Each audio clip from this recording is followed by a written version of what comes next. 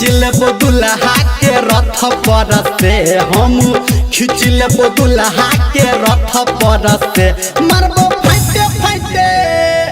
गई गई गई गई मारबो फाइटे फाइटे देखली है छत पर से मारबो फाइटे फाइटे देखली है छत पर से मारबो फाइटे फाइटे देखली है छत पर से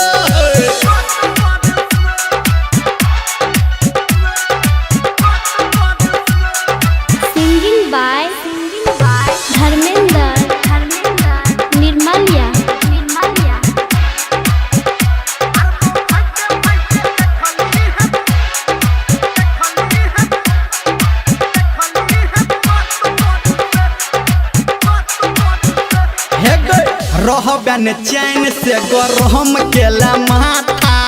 तुर देबो हड्डी खत्म करबो गाथा हाँ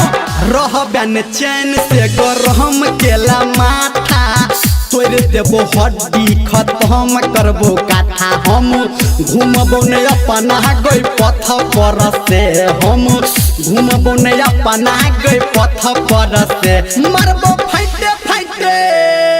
गे छौजी हाँ मारबो फाइटे फाइटे देखली है छत पर से मारबो फाइटे फाइटे देखली है छत पर से मारबो फाइटे फाइटे देखली है छत पर से कान खुला दो। अभी आप सुन रहे हैं सावरिया music DJ Sumit Satish DJ Sumit Satish DJ Sumit Satish रहबे तैयार तू तो कह के सिंगार गे सबटा तोहर कह देबो बेकार गे